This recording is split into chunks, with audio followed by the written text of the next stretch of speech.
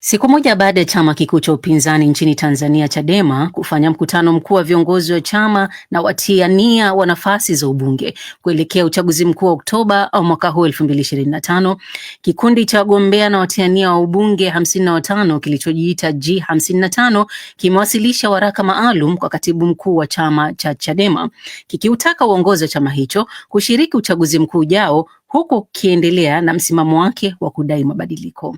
Florence Majani ametuandalia taarifa zaidi.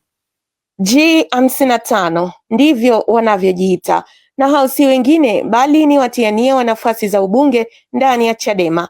Wameandika waraka maalum kwa chama chao wakishauri kuhusu ajenda ya bila mabadiliko hakuna uchaguzi, wakisisitiza kuwa chama kishiriki uchaguzi mkuu ujao.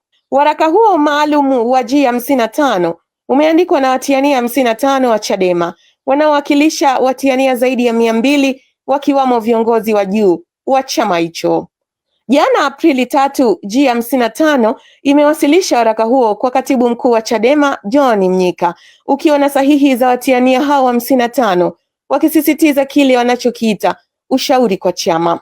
Akizungumza na DW, mmoja wa watiania hao Julius Mwita amesema waraka huo ni genuine na mimi nimesaini, na mimi natamani kuona kwamba tunakaa mezani, tunafanya mchoro upya, tunadai mabadiliko ya mifumo ya kiuchaguzi, lakini at the same time tunajiandaa na uchaguzi, tuwe kwenye position ya kushiriki uchaguzi. Pamoja na kukishauri chama, watiania hao walionyesha wasiwasi wao kwa kile walichokisema kutosikilizwa na kutopewa nafasi ya kutoa maoni jana wakati wa mkutano maalum wa watiania uliofanyika kwa ajili ya kujadili mwenendo wa siasa na uchaguzi mkuu.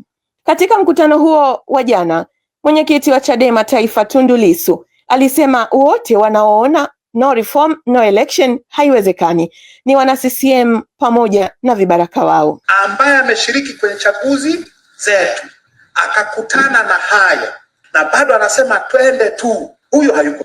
Wachambuzi wa masuala ya siasa na uongozi wametoa maoni yao kuhusu waraka huo wa G55 na viashiria vyake ndani ya chama hicho. Dr. Ikande Kwayu ambaye ni daktari wa falsafa katika sayansi ya siasa na mahusiano ya kimataifa ametoa maoni yake kuhusu waraka wa G55. Hivyo mimi nafikiri tu kuwa ni kama chama kinatakiwa kikae pamoja na wanachama wafanye mawasiliano na wanachama wao kuhusiana na kitu gani wanamaanisha, ni mkakati gani upo na ni kitu gani kinafanyika, ili wanachama waweze kuwa clear na iko kitu. Lakini kwa sasa hivi nafikiri Chadema hakijafanya hiyo kazi vizuri.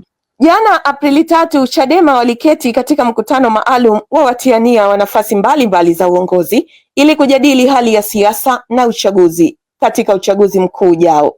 Florence Majani, DW, Dar es Salaam. Asante sana Florence Majani kwa ripoti hiyo.